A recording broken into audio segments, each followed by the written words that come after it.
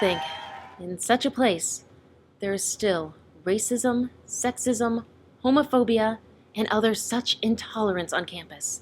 Now, for people who experience this oppression, this is not breaking news. And I don't just mean the overt, hateful incidences that have always plagued our society. You always have to watch out for microaggressions, subtle and often unintentional actions or comments that target someone based on an identity they hold. In the residence halls, we sometimes see dry erase board scribbles, social media posts, vandalized posters, or worse, we'll hear discriminatory comments. We've read about theme parties that victimize whole populations of people. We've heard of people getting yelled at from people driving through campus. In spite of some offenders' benign intent, these incidences can have an incredibly damaging effect on people on our campus. Now, there's no magic wand we can wave to rid, once and for all, these incidents from our campus. But here at Such a Life, we think there are things we can all do about it. I want to talk to 3 distinct groups today. First, I want to talk to those of you who have experienced, either direct or indirect, these incidents. What you deal with is unacceptable. I'm sorry that you've had these experiences. It's not the way our code of love and honor says you should be treated. Furthermore, if you ever face racism, sexism, homophobia, or other discrimination, please tell someone.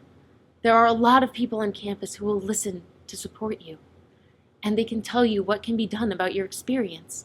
Residence Life staff, the Office of Equity and Equal Opportunity, the Women's Center, the Office of Diversity Affairs, the LGBTQ Center, the Office of the Dean of Students, MUPD, International Student and Scholar Services, and the list goes on. Tell someone. You can also go to the No Hate website to find more resources, including a link to a bias incident report. Also know you have allies in many students, faculty, and staff across campus. Next, I want to talk to the students who are doing this stuff.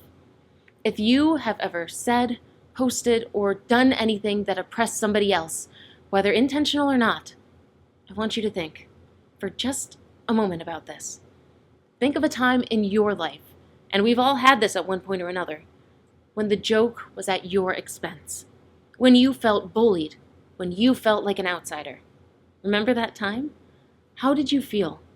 Did you internalize it? Did you feel isolated? Did it fester inside you? You never want to feel that way again, do you? Then why would you ever make anyone else feel that way? Especially someone who might be made to feel that way all the time. You, as a person with privilege, you have the ability to act in such a way consistent with our code of love and honor, where you never make anyone else feel that way. I invite you to think about that, to talk with anyone about this matter, to join in the dialogue about making this place an inclusive and welcoming place for everybody. The third group are the rest of us, the bystanders. Our passivity, our reluctance to say or do something, amounts to complicity. Our silence is acceptance. Imagine being a part of a conversation where one person is making intolerant jokes or references. The person might have been saying these things to impress or show off for a group. That was a chance for you to say, "Dude, not funny. Come on, rape jokes? Really? You can't use the N-word, ever. Fat jokes? Not cool." As bystanders, we must educate ourselves as to what's out there, and we must be active in stopping it. Now, sometimes acting means confronting the person in the moment. Sometimes it means telling somebody what happened. And sometimes it means listening to and believing those impacted. But if we aren't acting, we are a part of the problem. What's interesting about these 3 groups is they are not mutually exclusive. Some people can move from one group to another depending on the situation. Almost all of us have some privilege, an advantage or entitlement based on an identity we hold. Some of us have a lot of privilege. Suffice to say, those of us with more privilege in our society, those of us who are white, thin, Christian, able-bodied, gender-conforming, American, wealthy, male, straight, we bear a lot of responsibility to enact the code of love and honor. Well, nothing funny about this episode, but there are some good takeaways.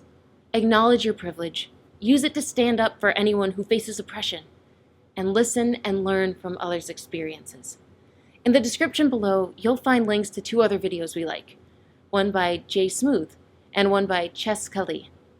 For Such a Life, I'm Gina Morbeck. For more Such a Life, go to YouTube and search for Res Life at Miami University.